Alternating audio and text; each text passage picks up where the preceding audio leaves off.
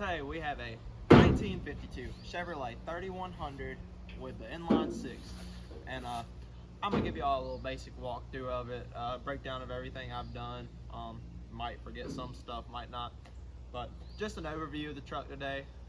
Figured I'd show y'all everything thus far I've done to it. So yeah, let's get into it. Also, sorry, it's not the cleanest. I got a little bit of trash right here, but it ain't a show truck right now, so it's not too important. But yeah, time to get into the truck.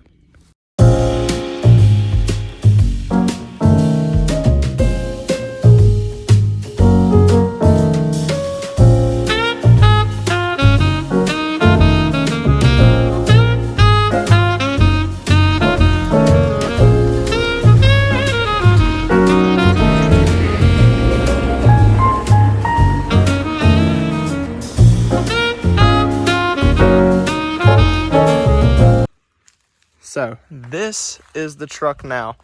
Come a long way. I'm gonna show y'all what it looked like when we first got it. Sorry if the next clip doesn't have audio. It was from one of my first videos.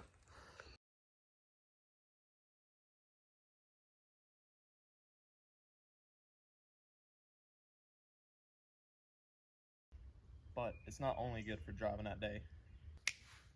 It's perfect for the nighttime too. I don't really know how well you can see me, but I know what you can see, and that's these headlights right here. I installed them myself. As I've said, I've done all the wiring, including that. So whenever I don't want to walk to the house at night through the woods, or walk back to the cabin or to the end of the driveway for some reason, if some friends come over and I need to direct them down, I got this old reliable truck here to get me there. And the headlights ain't nothing special. They're regular 7-inch headlights, and I think I got the buckets and the chrome bezels themselves off Amazon. But redid all the wiring, as I redid all the wiring in this truck. But yeah, perfect for the nighttime. In addition to the headlights, we also got this little temperature gauge light, which is perfect because with these older trucks, obviously you run the risk of overheating if something goes wrong. And with the engine being 73 years old and basically untouched, that risk is pretty high. So I want to be safe with that. I don't even think the other gauges work, but this sure does.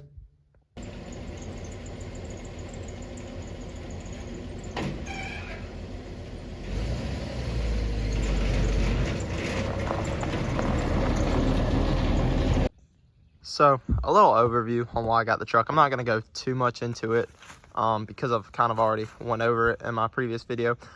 But I got the truck mainly just to be a good truck around the property. There's a few reasons I don't want to take it on the road right now.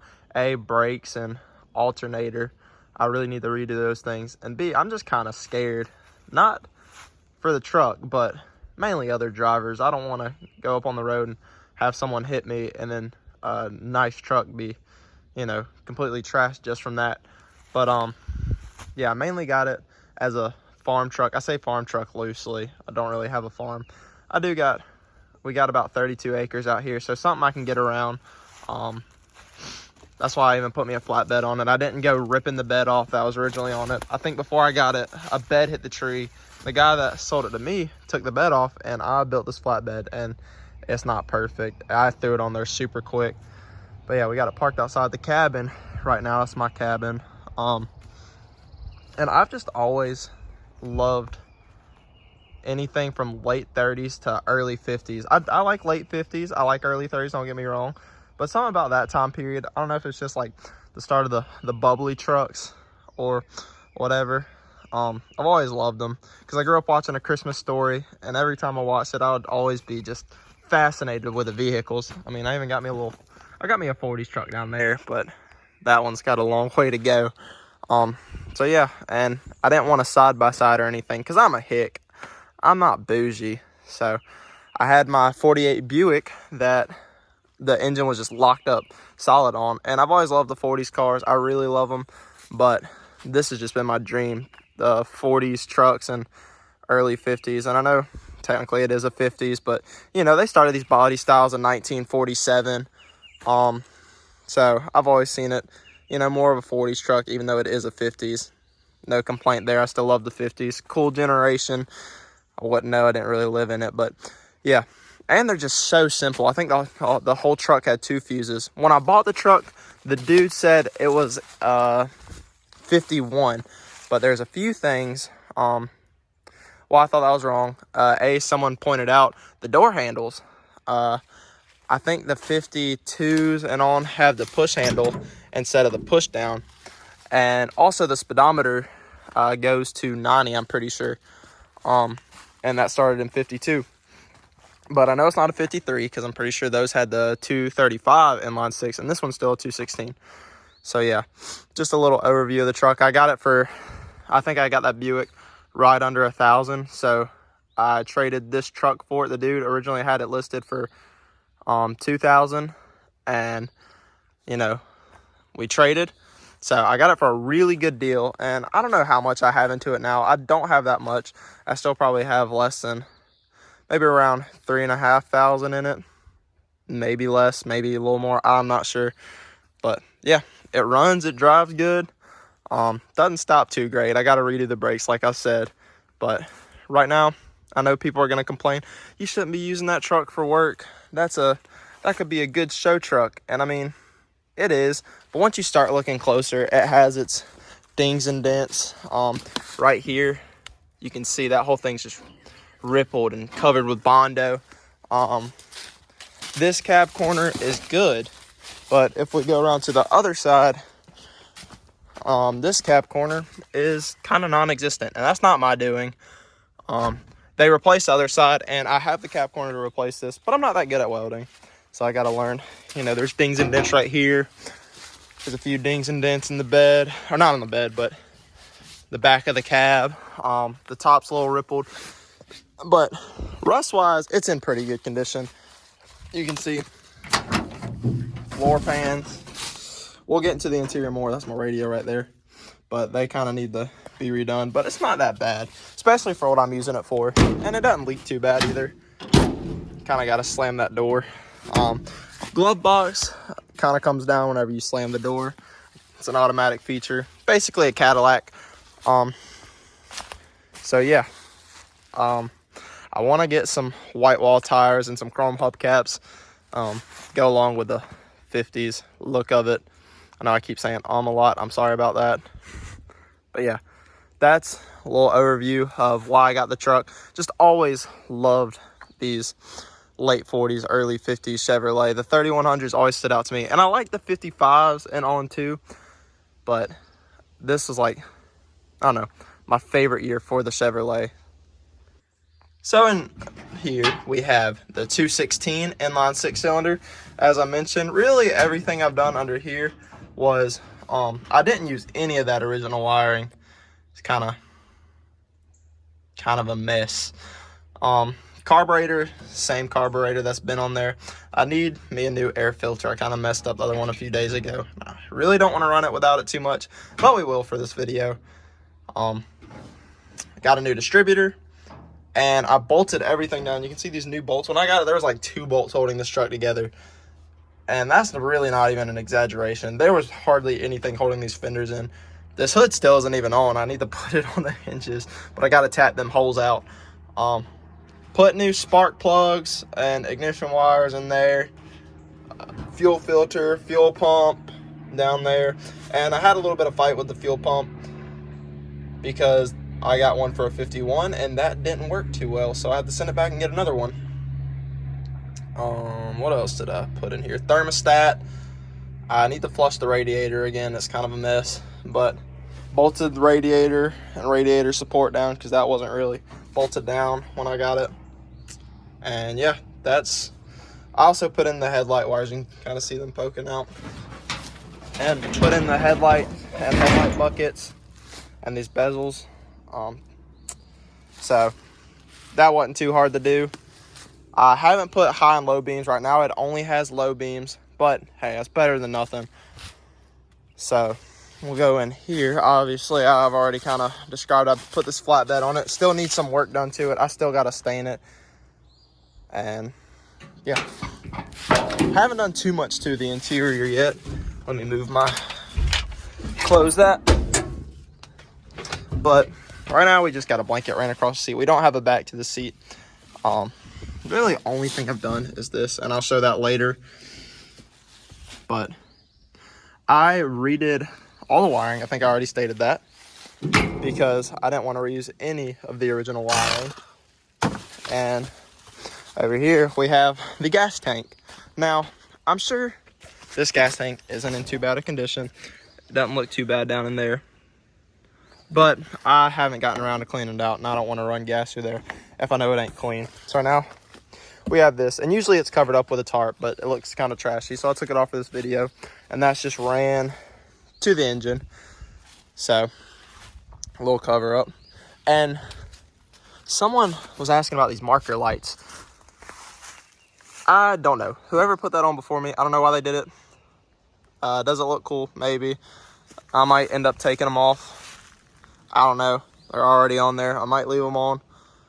Like to know what y'all want me to do with it, because I've used some of y'all's input and I like hearing from y'all. Also, we put in this back glass and rubber. We got this from LMC Trucks, I think it is, and we just cut out some plexiglass for the back glass. Stuck a piece of cardboard, Sharpied it. And we also redid the windshield. Now, it did have one piece of the windshield, but I went ahead and redid both of them because I didn't want one side to be plexiglass and one side to be real glass. And then it just kind of looks mismatched. So, put the windshield in myself. And as I mentioned earlier, that is bolted down now. Also, the bumper wasn't on. As y'all saw from when I first got it, didn't have any chrome, didn't have the bumper. The hood was, I had the hood, but it wasn't on. Actually, I didn't have any of the headlight buckets, bezels, or bulbs. Had to put all that in myself. So it's come a long way, really. Still got a lot I need to do to it. And I have people asking me, what's intentions for this truck? Am I going to use it as a show truck? Am I going to keep it a farm truck its whole life? And the answer to that is I really don't know. I know, like I said, I've had people tell me, like, why don't you run it on the road? Why don't you do this? Why don't you do that? And, I mean, it's sat in the wood, or I think in a field for decades and decades. So the fact it's running and driving now, I think, is doing it justice. The fact of pulling it out of its grave, like I said, I'm just scared to take it out on the road for other drivers. Plus, these are slow trucks. They're more of workhorses than anything. I mean, around the country where I live, it's not too bad. I think it would do. I might get it on the road just to take it to like church and take it down the road to the store and maybe get it to some car shows. But I don't really want to, daily drive it or anything like that, as I already have some good daily drivers. But yeah, that's an overview of that. Forgot to mention, oh, you can see the old taillights hanging down. That rear end had to change the gears out, as y'all probably saw from my second video on this truck. Had to redo that before I could even drive it. That was a pain, but we did it. All right, I think it's about time to take this truck on a test drive. Also, I forgot to mention, I put a starter in there too. The old one worked. I've converted the whole truck to 12 volts. I really don't care what people do. I understand having the originality of 6 volts, but also having the convenience of 12 volts. So either way, I really don't care. For me, I just wanted more convenience. Also with these trucks, I mean, this whole truck is a convenient truck because of how many parts they make for it. Cab corners, rocker panels. I think they make whole replacement cabs for it, if I'm not mistaken. Get the box for it. So that's another reason I wanted these trucks. I'm not a mechanic. I just have good car knowledge that I've learned over the years. So that was another reason I really wanted these trucks. They're just so common to find parts for. And that 216 was ran for a good little while. So not too bad finding replacement parts for that. But I think it's time to finally take this thing on a test drive and show y'all how good it does. So I messed myself up in the next clip. I'm gonna go ahead and fix that now. I said I have a push to start. So to kind of explain, after you turn the ignition on, you just push this. That'll start it. And I said that these trucks came with push to start. I really meant they came with floor start. I think that's where it would have been right there, a little kick start. So push it in, boom, that engages the starter. I could be wrong on that, but I'm pretty sure that's where it went. I know that's kind of similar to how my Buick had it, was on the floor. I know a lot of these old GMs had it like that. So, yeah, when you hear me say that in the next clip, I already corrected myself, so y'all can't correct me. But, yeah. Also, that's where I engage my lights at, my headlights. I know I need to clean up some of this wire. It looks dangerous. It's safe, probably, but I really need to clean up some of it. So the truck's a standard 3 on the tree.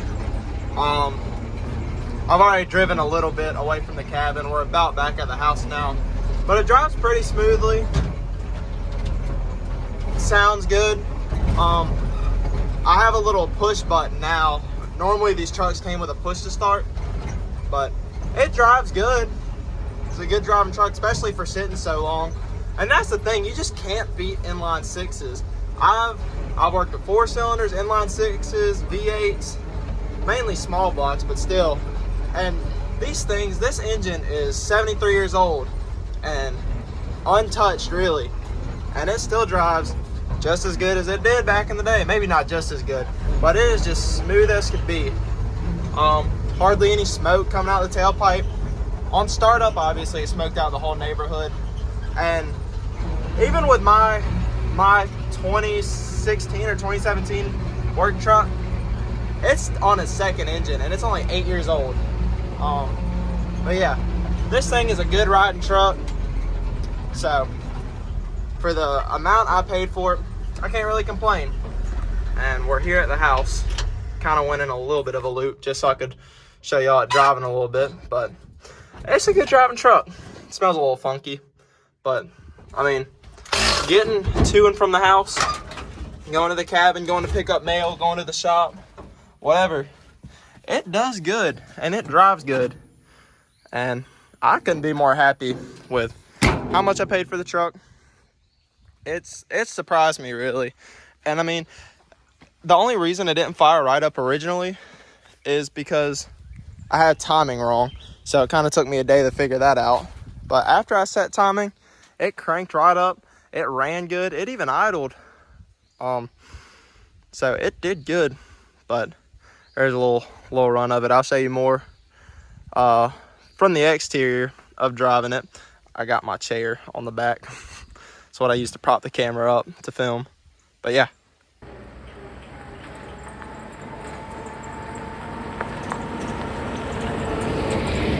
Forgot to mention, anyone that's on any of these classic trucks will probably already know, but the battery is located under the floor. So yeah, if you didn't see it under the hood, that's why. Figured I'd show that off. But yeah, this truck, show y'all some of the dash a little bit. I know I kind of went over the interior. Got the glove box. Doesn't really have anything in there. It's got the old heater in there, so that's pretty cool. Right here, you just got the Apple tray. That one's supposed to happen. Anyway, put that back up. And you have the area where you could add a radio. Obviously, this truck didn't come with a radio from factory, so I probably won't put one in. Maybe way down the road if I do a full restoration, which I'm kind of leaning towards doing a full restoration eventually. Not right now, but I just want to get this truck since I got it for such a good price. But eventually putting a radio in there. I want to put new gauges in eventually and make them look stock, because one thing I'm really big about is making everything look as close to stock as possible, making it look like it's from the time period. It's correct. I put me a new ignition switch in too. Didn't really show that off. So that's nice to have that. And I need to clean out this gas tank. People say they're unsafe. I don't really know. I mean, it worked for people in the 40s and 50s. Probably work now. So that's just a basic overview of the interior. And I got this seat. The reason I got the blanket over it is because it's kind of a mess on the driver's side. Not that bad over here. And there obviously ain't a back to it. And like I said, I need to redo these floor panels. You can kind of see where there's little spots. And even over here where there's rust through. And there's some rust at the bottom of the door. You can see where someone put expansion foam. I've heard that's bad because it kind of helps hold in moisture. I don't know how true that is. So that's just a basic basic overview of everything on the interior. But I mean, it's not too bad, especially for the price I paid. I really can't complain because I traded that Buick in about $400 worth of parts for this truck. So, and to go over some prices, I paid, I think, $80 for the plexiglass for both sides, and then $40 for the back, and then I think $25 for the front rubber and $30 for the back rubber. So that's prices for that. I paid, like, squeaky door, sorry about that. I paid $10 for that ignition switch, about $10 for that button, and then I paid $300 for the starter, $150 for the distributor. Probably paid $50 for all the wiring, the wire, crimps, everything I got for it. And I paid about $200 for the flatbed. I paid $40 for one tire because the other three still would hold air. And I bought a new carburetor for this thing. I haven't put it on yet, but I bought a new carburetor. I don't know if I'm going to throw it on anytime soon because that one still seems to be doing pretty good. Got the headlights for Christmas and the headlight bezels, but I think it was like, no, the headlights I paid $15 per bulb. And then the buckets and the chrome I got for Christmas, but I think they might have been buckets for like $40 each, and the chrome bezels were like $15 a piece. And then this switch I got for like dirt cheap, maybe like $7. And then the headlight switch I got for like $10. So yeah, that's a basic overview. I actually got this switch for the headlights, but didn't put them in. I eventually want to reroute everything to how it was. Instead of having the headlight switch on the column, I want to put it over there. Just pull that out, and that's where the headlights go out. I want to mount floor starter switch, as that's what came on these trucks. And yeah, like I said, I want to make everything look like it was from 1952 when it rolled out of the dealership, because that's what I like personally. But yeah, that's a basic overview of everything I did in here. I haven't really touched the brakes, like I've said, or alternator. So it really didn't take that much to get this truck going. Really, I bought a starter and a distributor and some wiring and a switch. And that's everything I needed to actually get the truck started and driving. And then the only thing I paid for with the rear diff that I had to do was some oil and a nut to weld to one of the bolts. But other than that, everything is pretty simple, pretty straightforward getting this truck running. Nothing too special. So one of the biggest complaints I get from people when I tell them this is just my farm truck is, oh, you must not drive that truck a lot. It must just sit there for weeks on end without being driven. And that couldn't be farther from the truth. I probably drive this thing about 4 or 5 times a week. I try to drive it a lot, whether it's doing work, hauling lumber to the cabin, hauling trash back and forth, hauling stuff around the yard, or even just getting back and forth between the cabin to the house, or even just getting out and taking it for a little joyride. I'll do that sometimes and do a little lap around the property, put on some music. So this thing does get driven a decent bit. And also, I have people ask if I plan on selling this, and I do not plan on selling this. As I've stated, this is my dream truck, and I've always wanted something like this. This is like a dream come true to have. So I don't ever plan on selling this truck. The only vehicle I've really gotten rid of so far in terms of classics is the 48 Buick, but that's because I traded it for my dream truck. I know people will call me dumb for trading a Buick because they're worth more, but I mean, I got it for a few $100. Wasn't that big of a loss, and I got my dream out of it. So yeah, do what you think's right, not what other people tell you to do. But I have definitely gotten my fun out of this truck, gotten every penny I put into it back, just enjoying it. So yeah. Now, I have people ask, is there anything I would change about this truck? Yes, there's a few things. I wish I would have, made the bed a little better. As you can see, there's a tiny gap for tires, for the clearance between the bed and the tire. So I'd like to change that and probably just redo the bed. Not redo it, but I wish I would have put it together a little better. I kind of threw it together. But other than that, I mean, I'm kind of happy with how everything turned out. I didn't throw these tires on, but I still like them. Like I said, I wish I would have got some like chrome hubcaps and some white wall tires, make it look old school. But I mean, for the time being, it gets the job done, and I'm happy with that. But I think that sums up really about everything with the truck. I mean, if there's anything special I want to know with what I did putting this together, y'all can look on my channel and find the videos of when we first got it running and everything we did to get it to this point. But I appreciate y'all watching. If there's anything else y'all want to know, just let me know in the comments. And I think that's gonna do it for this episode. So thank y'all again, and I hope y'all enjoyed. If you did, leave a like. If not, leave a dislike. I don't even know if that shows up nowadays. I don't know why they took that off. But if not, leave a comment of what I could have done different. And thank y'all.